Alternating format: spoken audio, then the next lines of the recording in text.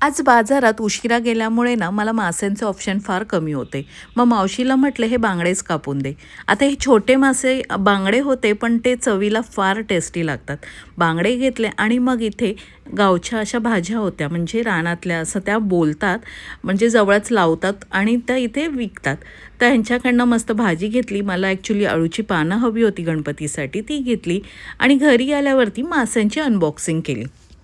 आज फारच थोडे ऑप्शन घेतले होते म्हणजे ही कर्दी मला मिळाली साफ केलेली. ॲक्च्युली ही साफ करून मिळते म्हणून अगदी चवीला एकदम टेस्टी लागते. आणि हे बांगडे घेतले स्वच्छ धुवून घेतले. मग वाटण काढलं आणि तेलामध्ये लसूण मसाला टाकून मस्तपैकी हे वाटण असं तेलात परतलं. कोकम आणि त्रिफळा टाकला आणि मग बांगडे टाकले. आता सारातले बांगडे आम्ही फार कमी खातो म्हणून 3च टाकले. आता बांगड्यांना ना मला हे वाटण लावून मॅरिनेट करायला फार आवडतं. यामध्ये कोकम, कोथिंबीर, लसूण आणि मीठ हे मस्तपैकी टाकून मसाला लावून मस्तपैकी हे बांगड्यांना मॅरिनेट केलं आणि मग नेहमीच आपलं कोटिंग तांदळाची पिठी आणि रवा मसाला असं मस्तपैकी लावून बांगडे मस्त तवा फ्राय केले. तर मी एवढी बांगडा लवर नसली तरी अशा प्रकारचे मासे मला फार आवडतात. अशा प्रकारचा बांगडा म्हणजे टेस्टला मस्त आंबट असा फ्लेवर कोकमाचा आणि कोथिंबीरचा फ्लेवर या बांगड्यांना येतो आणि टेस्टी लागतात. तर शिळा भात नाश्त्याला कोण कोण खातं? मी खाते. ॲक्च्युली आता हा शिळा भात होता तर मी कांदा टोमॅटो मस्त परतला, लसूण टाकलं आणि ही कर्दी होती ना ती मस्तपैकी तेलामध्ये मसाल्यामध्ये मस्त परतवून घेतली आणि छान अशी शिजल्यावरती ना हा शिळा भात टाकला आणि मस्त परतवून घेतला.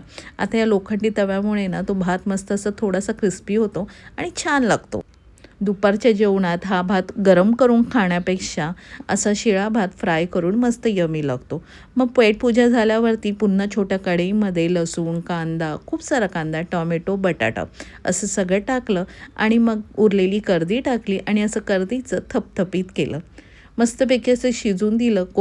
कोकम आणि टोमॅटोचा फ्लेवर या कर्दीला येतो आणि अशी साधी सिंपल वाटण न टाकता मस्त टेस्टी होते. आता थाळीमध्ये ना चपाती, भात असं गरमागरम वाढला आणि बाजूला ना हा कर्दी राईस मस्तपैकी असं साईडला लावला. त्याच्याबरोबर ही कर्दीचं जो रस्सा एकदम थपथपीत झाला होता, असा गरम गरमच होता, तोही मस्तपैकी वाढून घेतला.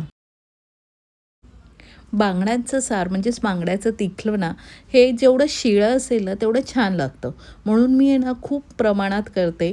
मग ते ना असं सकाळी गरम करायचं, संध्याकाळी गरम करायचं आणि मग ते गरम करून करून मस्तपैकी त्याला फ्लेवर सगळा इन्हॅन्स होतो आणि छान लागतं हे तिखलं. जेवढं शिळं होतं तेवढं छान लागतं. मग हे बांगडे फ्राय केले होते ते थाळीला लावले आणि असा होता आजचा संडेचा आमचा मेनू. चलो तर बाय. पुन्हा भेटू नव्याने. Bye bye.